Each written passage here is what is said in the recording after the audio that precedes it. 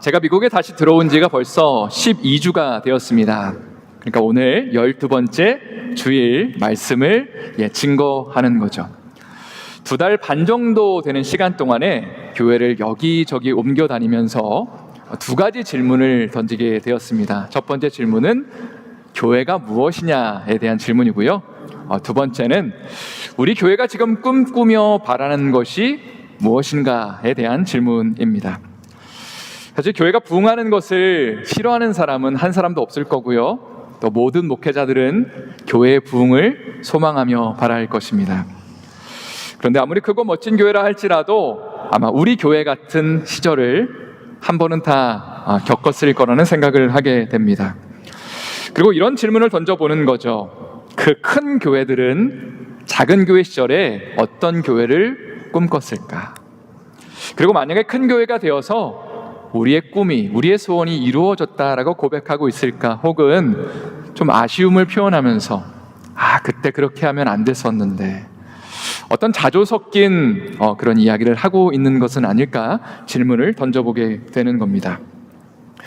계속해서 요한계시록 2장과 3장에 등장하는 7대 교회를 묵상하면서 우리가 꿈꾸는 교회의 모습과 주님이 기뻐하시는 교회의 모습은 좀 다를 수도 있겠다는 생각을 하게 됩니다. 왜냐면요, 크고 멋진 교회들, 유명했던 교회들은 대부분 다 주님 앞에 칭찬받는 것이 아니라 책망을 받았기 때문이고요, 작은 교회들은 주님께 칭찬을 받았기 때문입니다. 특별히 우리가 몇 주 전에 살펴봤던 서머나 교회나 우리가 살펴볼 또 빌라델피아 교회의 경우에는 공통적으로 주님께 칭찬을 받았는데, 이 교회의 공통점이 무엇이냐면 둘 다 큰 교회가 아니라 아주 작은 교회였다는 겁니다. 오늘날로 말하자면 교회가 개척된 지 몇 년이 흐르고 20년이 지나고 30년이 지났는데 그냥 몇십 명 모이는 규모의 교회였다는 것이죠. 아마 외부 사람들이 보기에도 참으로 안쓰러운 모습, 참 안타까운 모습을 아마 표현했을 겁니다. 그런데 예수님이 그들을 칭찬하시고 격려하시고 참 잘하고 있다라고 말씀하신다면 과연 우리가 어떤 교회를 꿈꿔야 될지를 다시 한번 돌아보게 되는 것입니다. 또 우리 자신의 모습을 돌아보면서 때로는 우리가 연약하고 부족하고 모자라고 가슴을 치는 그런 상황이 있다 할지라도, 만약에 주님이 우리의 삶을 향해서 너 잘하고 있어, 내가 너의 삶을 정말 격려하고 축복한다라고 말씀하신다면 그것만으로 충분한 것 아닐까라는 생각을 하게 되는 겁니다.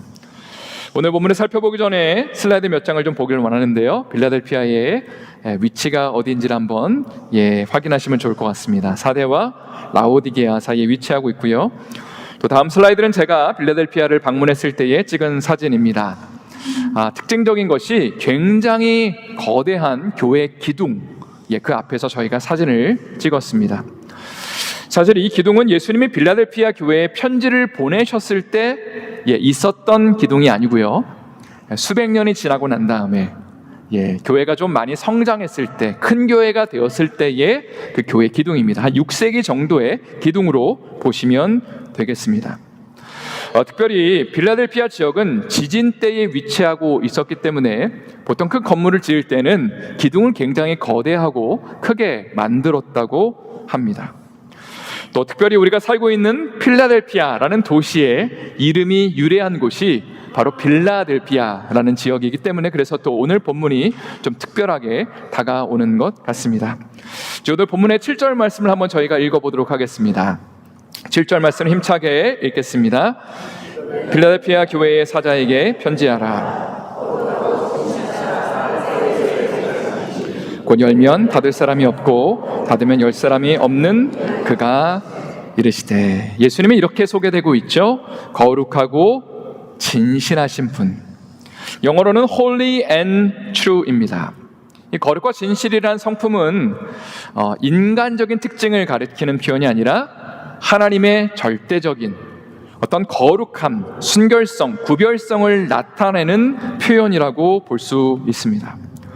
또 이어서 나오는 표현이 예수님께 다윗의 열쇠를 가지고 계시다라는 표현이 등장하죠. 이것은 이사야 22장 22절과 연결이 되는데 또 한번 읽어보도록 하겠습니다. 시작. 내가 또 다윗의 집의 열쇠를 그의 어깨에 두리니 그가 열면 닫을 자가 없겠고 열 자가 없으리라.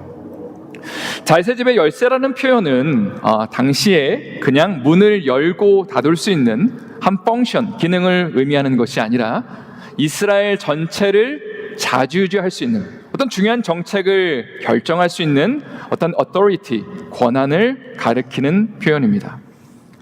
자, 근데 우리가 방금 읽은 요한계시록 3장 7절에서는 그 다윗의 열쇠를 바로 예수님이 가지고 계시다고 이야기를 하고 있죠.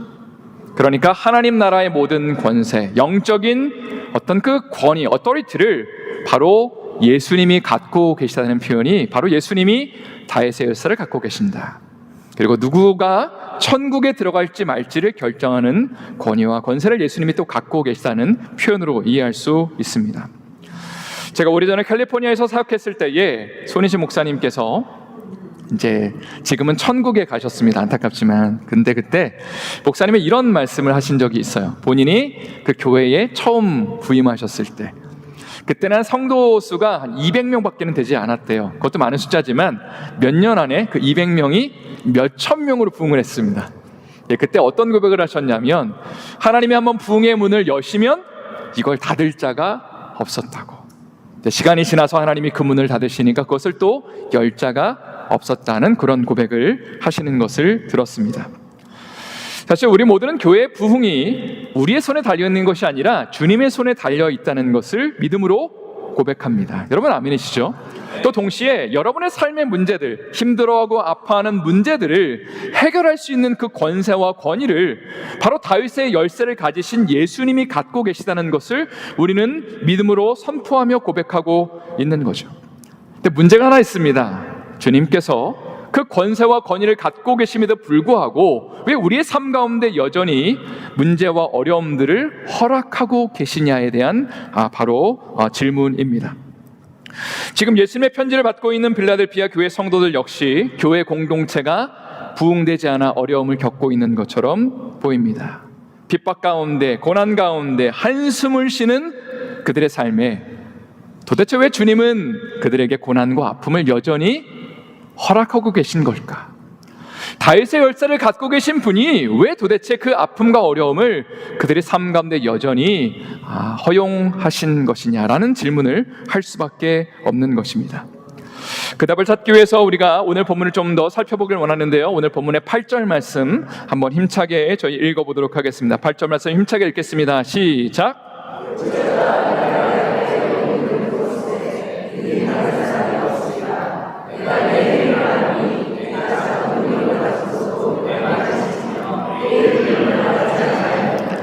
여기 보니까 예수님께서 내 앞에 열린 문을 두었다라는 표현이 등장합니다. 이것은 복음 전도의 문을 활짝 열어두었다라는 표현입니다.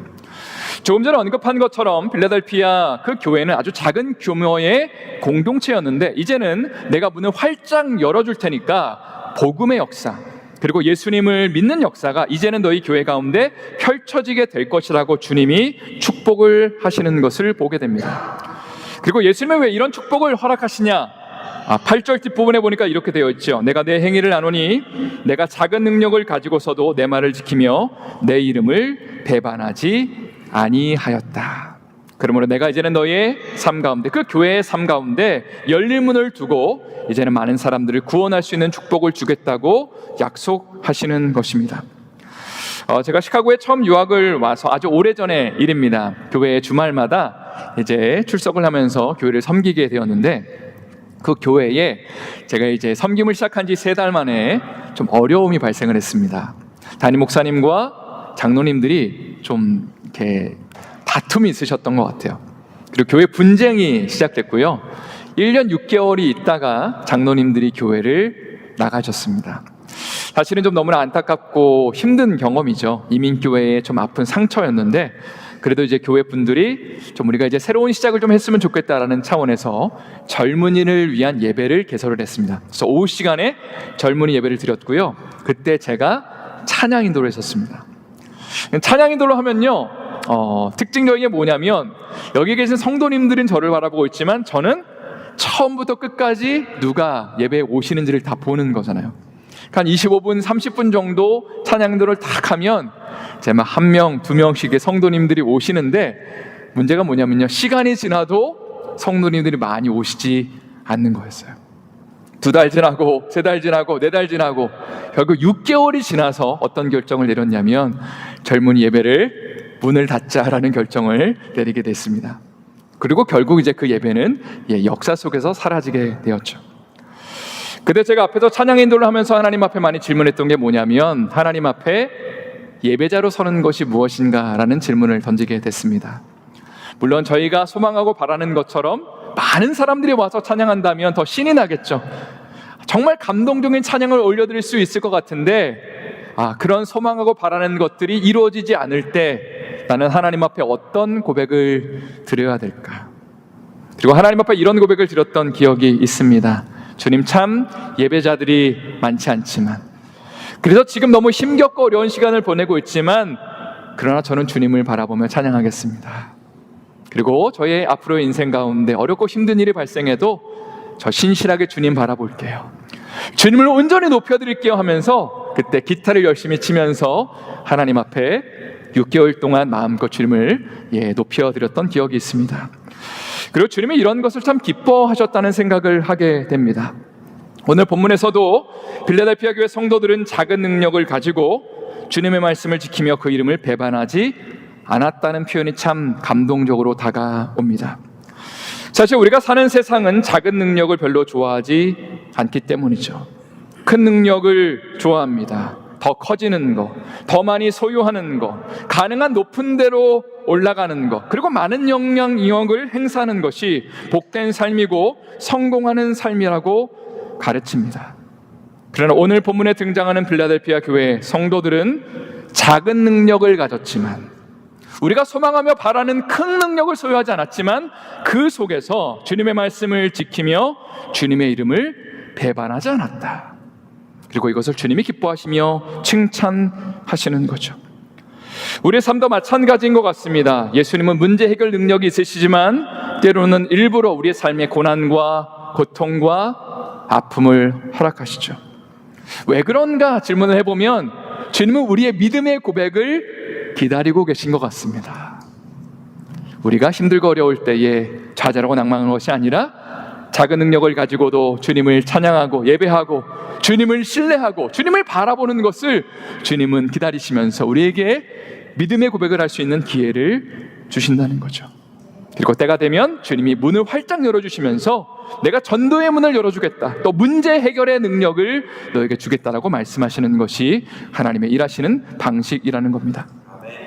마태복음 17장 20절에 보니까 예수님께서 또 다음과 같이 말씀하시는 것이 참 인상적입니다. 한번 다 같이 하나님의 말씀 또 읽어보도록 하겠습니다. 시작.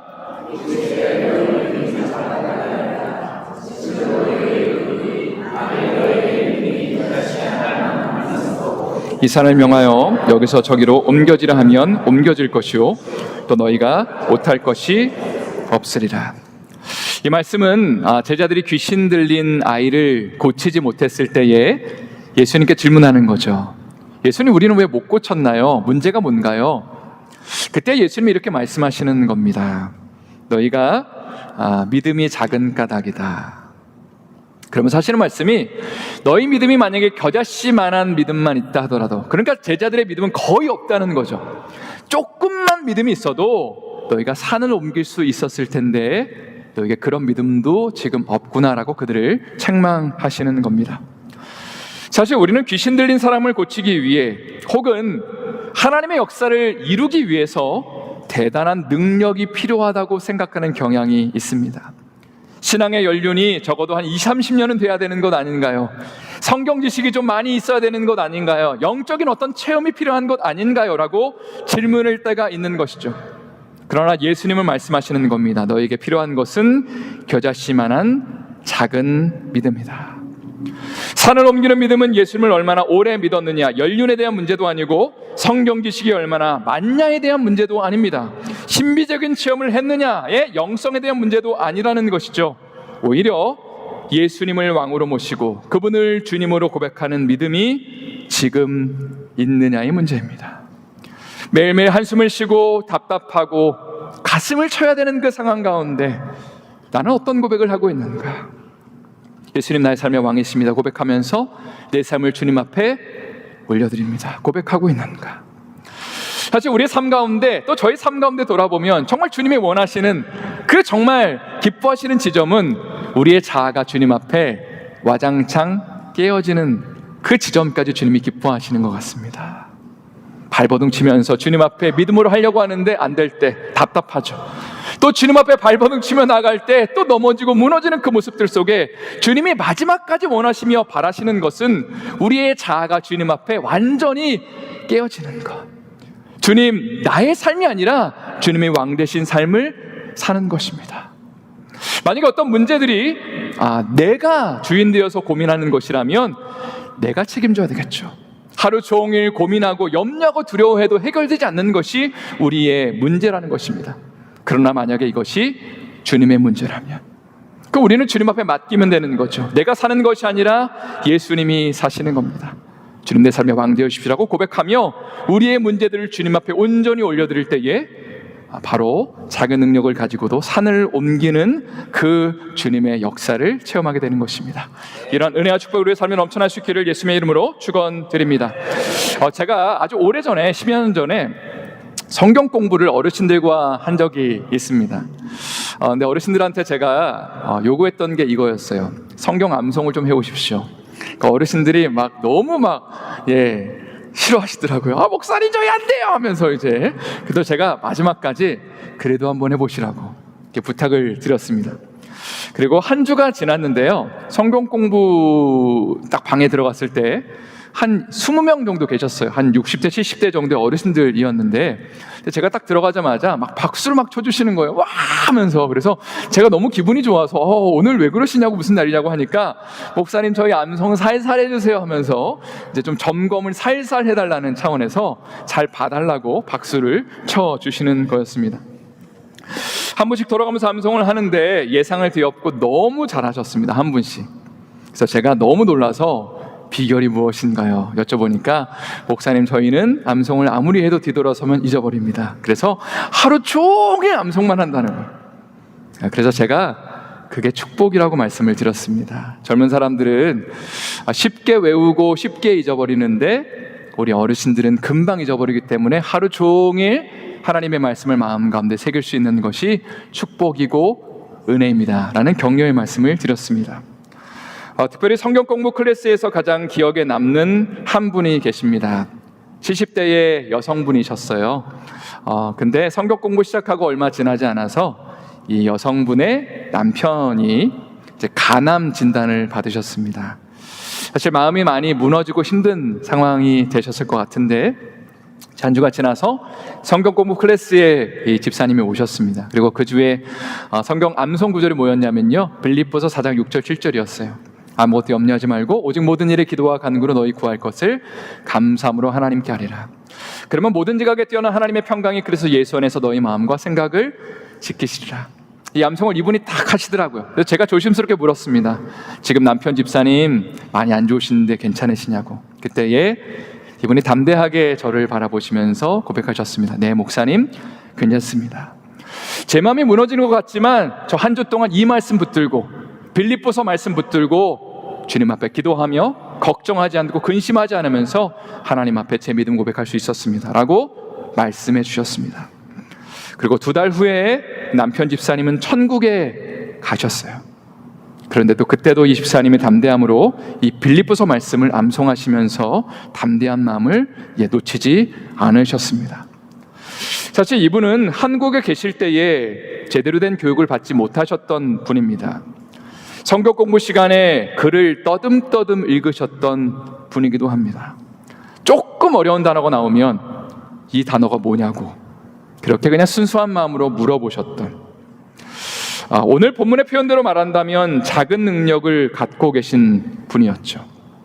그런데 예수님이 칭찬하시는 신앙은요, 큰 능력을 받는 것이 아니라는 것을 제가 깨달았습니다.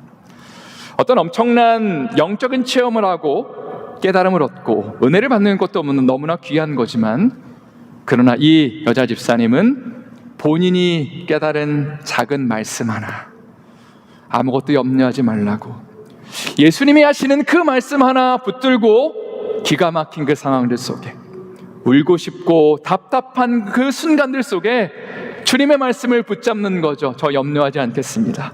예수님 말씀처럼 감사와 간구와 기도로 나의 모든 것들 주님께 아뢰입니다 라고 고백하면서 믿음을 올려드릴 때에 주님이 그 믿음을 칭찬하시고 작은 믿음 가운데 산을 옮기는 능력을 허락하신다는 것입니다.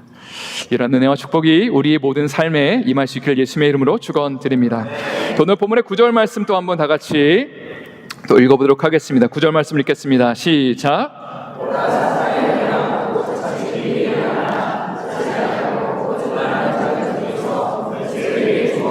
그들로 와서 내 발 앞에 절하게 하고 내가 너를 사랑하는 줄을 알게 하리라. 여기 보니까 사단의 회당이라는 표현이 등장합니다. 영어로는 The Synagogue of Satan입니다.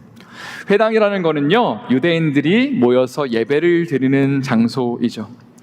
근데 예수님은 이들을 향해서 유대인들이 모이는 곳인데 거짓말하는 사람들이다, 그리고 그 뒤에 사단의 영향력이 있다고 말씀하십니다.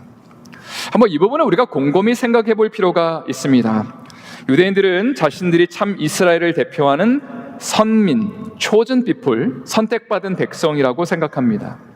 여기까지는 좋습니다. 그런데 당시에 유대인들은 예수 믿는 자들을 핍박하였습니다. 근데 예수님이 보시기에는 이들이 사단의 조종을 받고 있고 거짓말을 하고 있다고 평가하고 계시는 장면입니다.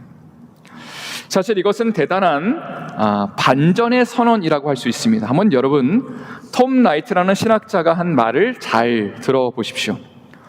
오늘날의 많은 도시처럼 한쪽 거리 모퉁이에 교회가 있고 다른 쪽 모퉁이에 회당이 있다고 상상하면 안 된다.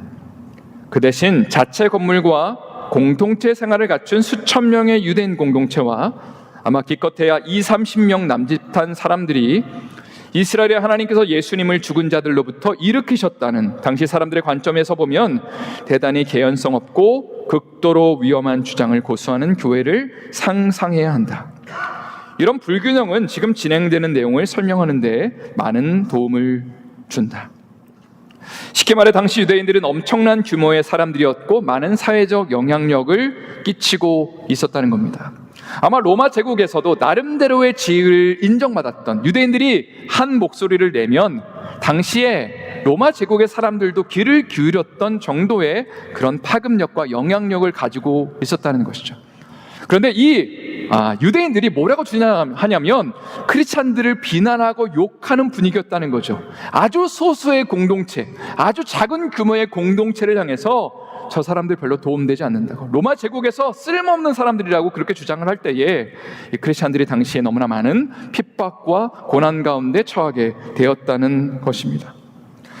따라서 크리스찬들을 조롱하는 유대인들이 훨씬 더 옳아 보이고 훨씬 더 영향력 있어 보이고 크리스찬들은 별 볼 일 없어 보이는 그 상황이었다는 거죠. 그러나 예수님은 반대의 말씀을 하신다는 겁니다. 필라델피아 교회 성도들은 선하고 참된 것을 쫓아가고 있고 유대인들은 사단의 조종을 받고 있다. 성도 여러분, 우리가 이 땅을 살아가면서 세상의 메시지가 훨씬 더 크게 보이고 더 매력적이고 영향력 있어 보일 때가 많이 있습니다. 또 사람들이 나에게 무엇을 말하는지가 훨씬 더 중요한 이슈가 될 때가 많죠. 나에 대해서 좋은 얘기를 해주고 괜찮아, 네가 잘하는 거, 너 잘못하는 거 없어 라고 얘기하면 우리의 어깨가 올라갑니다.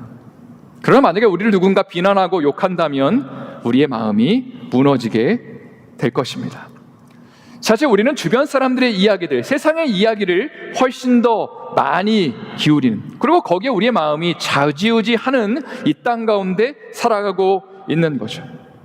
그런데 우리가 작은 능력을 가지고도 주님이 기뻐하시는 믿음을 소유하는 비결이 무엇이냐? 바로 빌라델피아 교회의 성도들은 주변의 유대인들이나 주변에 있는 이방 사람들의 말을 들은 것이 아니라 오늘 본문에서 선포되고 있는 예수님의 음성을 귀 기울이고 있다는 거죠. 그들이 잘못됐고 너희가 참되고 선한 것을 좇고 있다라는 그 선언에 빌라델피아 교회 성도들은 지금 믿음으로 반응하고 있다는 것입니다. 여러분의 삶을 한번 돌아보셨으면 좋겠습니다. 나는 누구의 이야기에, 어떤 소리에 반응을 하고 있습니까? 세상의 메시지에 우리의 마음이 좌지우지 되지는 않으십니까? 여러분, 제가 계속해서 도전하는 것 중 하나는 뭐냐면요, 하나님의 말씀을 정기적으로 섭취하셔야 된다는 겁니다. 하나님의 말씀을 우리의 삶의 자리 가운데 매일매일 읽는 가운데 주님은 나에게 뭐라고 말씀하시는지, 지금 나는 이런 문제와 이런 이슈와 아픔들로 인해서 가슴 졸이며 힘든 시간을 보내고 있는데 예수님은 오늘 나에게 뭐라고 말씀하시는지를 하나님의 말씀을 직접 읽으면서 그 음성을 듣는 가운데 우리의 잠자는 영혼들이 깨어나는 것이고, 우리가 마땅히 무엇을 취해야 될지, 어떤 방향으로 나가야 될지에 대한 그 방향성이 형성되면서 하나님 앞에 믿음을 올려드릴 수 있게 되는 것이죠. 그리고 여기서 산을 옮길 수 있는 믿음이 하나님 앞에 올려드려지는 것입니다. 제가 올해 초에 어렵고 힘든 일을 당했을 때에 저에게 큰 위로의 격려가 되었던 말씀이 하나 있습니다. 시편 37편 23절과 24절의 말씀인데요, 제가 한번 읽어드리겠습니다. 여호와께서 사람의 걸음을 정하시고 그의 길을 기뻐하시나니 그는 넘어지나 아주 엎드러지지 아니함은 여호와께서 그의 손으로 붙드심이로다.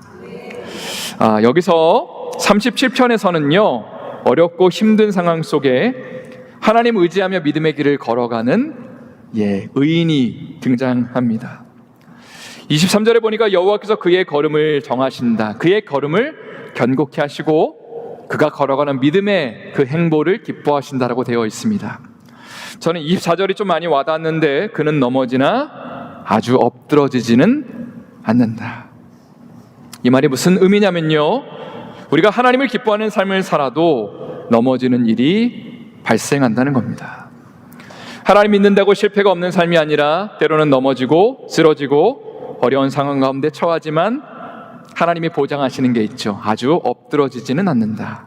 왜냐하면 하나님이 그를 붙들고 계시기 때문이다. 제가 이 말씀을 읽으면서 얼마나 위로가 되었는지 모릅니다. 왜냐하면 넘어졌다고 생각하는 그 순간에 나에게 왜 이런 일이 발생했는지 해석이 되지 않았기 때문입니다. 내 앞으로의 미래가 어떻게 될까? 이러다가 끝난 것 아닐까? 라는 어떤 그 두려움, 그 근심과 어떤 그 외부에서 오는 그런 압박감들이 저의 마음을 짓누르는 순간이었죠. 그러나 성경은 의인도, 믿음의 길을 걸어가는 사람도 넘어질 수 있다고 말하고 있었습니다. 어려움과 곤란에 처할 수 있다. 그러나 주님이 하시는 약속이 아주 엎드러지지는 않는데, 왜냐하면 하나님이 그를 붙들고 계시기 때문이다. 제 말씀이 얼마나 큰 위로가 되었는지 모르겠어요. 내 삶이 넘어져 있지만 하나님 나를 붙드시는구나. 여러분의 삶도 마찬가지라는 것입니다. 넘어져 있다고 생각하는 분 계십니까? 기가 막힌 상황 가운데 어찌할 바 알지 못하는 그 절체절명의 상황 가운데 계신 분이 있다면 이 말씀을 여러분 귀 기울이십시오. 의인은 넘어지지만 아주 엎드러지지는 않을 거다. 믿음의 길을 걷고 주님을 바라보고 예수님을 왕으로 고백하는 모든 사람들에게 주님이 오늘 주시는 약속이 뭐냐면, 넘어지지만 아주 엎드러지지는 않을 거다. 끝난 것이 아니다. 왜냐하면 내가 그를 붙들고 있기 때문이다라고 말씀하시는 거죠. 그리고 이런 고백을 하고 있는 그 빌라델피아 교회 성도들을 향해서 주님이 축복하시는 것이, 이제는 때가 되었다. 작은 능력을 가지고도 내 말을 붙들고 지켰기 때문에 이제는 내가 전도의 문을 활짝 열어주고 이제는 수많은 사람들이 너희의 교회에 와서 예수 그리스도를 영접하고 부흥을 경험하게 될 것이라고 주님이 말씀하시는 것을 보게 됩니다. 또 이어서 요한계시록 3장 10절 말씀 한번 다 같이 저희 읽어보도록 하겠습니다. 3장 10절 말씀 함께 읽겠습니다. 시작. 인내의 말씀을 지켰은즉 내가 또한 너를 지켜 시험의 때를 면하게 하리니 이는 장차 온 세상에 임하여 땅에 거하는 자들을 시험할 때라. 여기 보니까 예수님이 이렇게 말씀하시죠. 너가 나의 인내의 말씀을 지켰으니까 이제는 나도 너를 지켜주겠다. 물론 예수님이 기브 앤 테이크로 우리를 보호하시고 지켜주시는 분은 아닙니다. 그러나 우리의 믿음을 너무 중요하게 여기시는 거죠. 주님을 향한 그 신실한 고백들을 너무나 중요하게 여기시면서 이제는 너의 그 신실한 그 고백 가운데 내가 일해주겠다. 내가 이제는 함께 해주겠다. 힘들고 어려운 순간들 이제는 잘 넘어갈 수 있도록 도와주겠다라고 주님이 약속하시는 하시는 겁니다. 또 마지막으로 오늘 본문의 11절과 12절 말씀 우리 한번 힘차게 읽어보도록 하겠습니다. 시작.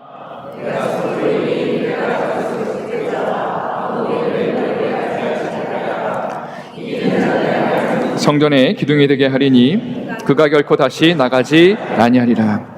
내가 하나님의 이름과 하나님의 성 곧 하늘에서 내 하나님께로부터 내려오는 새 예루살렘의 이름과 나의 새 이름을 그의 위에 기록하리라. 11절에 보니까 예수님의 속히 오겠다 말씀하시면서 주님이 주신 면류관을 아무도 빼앗지 못하게 잘 지켜라 라고 당부하시죠. 쉽게 말해서 겉으로 보기에는 초라해 보이고 작아 보이는 성도들이었습니다. 아주 작은 교회에 별 볼 일 없어 보이는 성도들, 그러니까 매주마다 주님을 신실하게 예배했던 자들, 주님을 향한 그 찬양과 고백을 했던 그 자들, 믿음으로의 눈으로 보니까 그들의 머리에 면류관이 씌워져 있다고 주님 말씀하시는 거죠. 한번 여러분의 삶을 돌아보십시오. 나는 나의 삶에 면류관이 씌워져 있는가? 부족하고 연약하지만 예수님 나의 삶의 왕이십니다. 주님 내 삶을 주님 앞에 드립니다. 고백하는 그 순간에 주님이 보이지 않는 그 면류관을 여러분 한 사람 한 사람의 그 머리 가운데 씌워주시는 거죠. 그리고 말씀하시는 겁니다. 힘들고 어렵지만 조금만 참아라. 내가 너에게 준 그 면류관 아무도 빼앗지 못하도록 너가 잘 지켜야 된다라고 주님이 당부하시는 겁니다. 또 12절에 보니까 이기는 자에게 하나님의 성전에 기둥이 되게 할 것이다.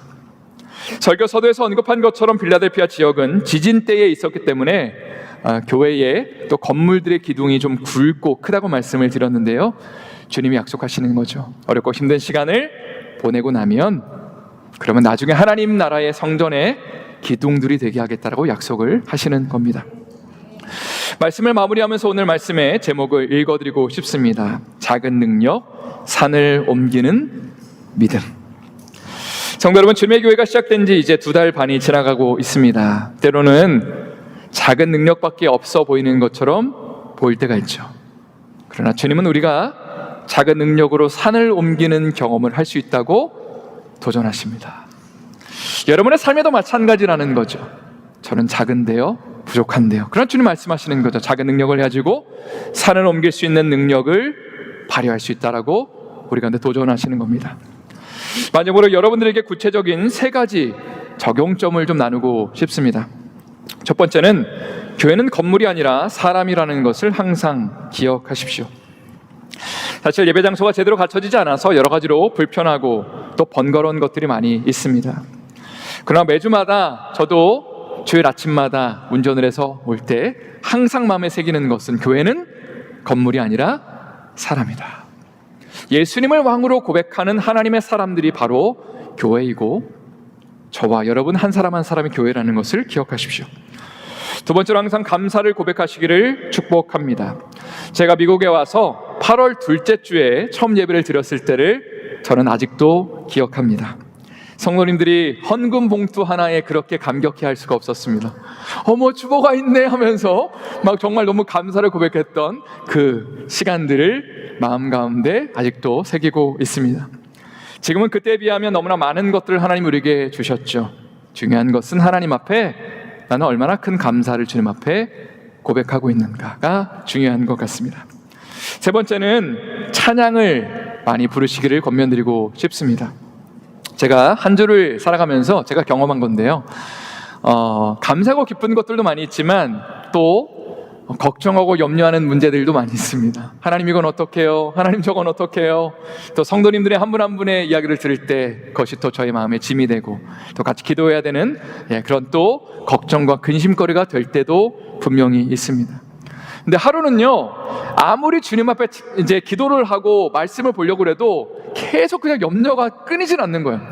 염려가 묵상이 되는 거예요. 하나님 말씀 묵상되는 게 아니라. 근데 그때에 하나님 제게 주셨던 감동이 뭐냐면 너 찬양을 불러봐라, 이런 감동이었습니다.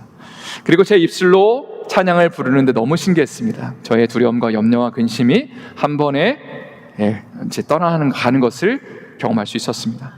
아, 이게 영적인 거여서 그런 거구나.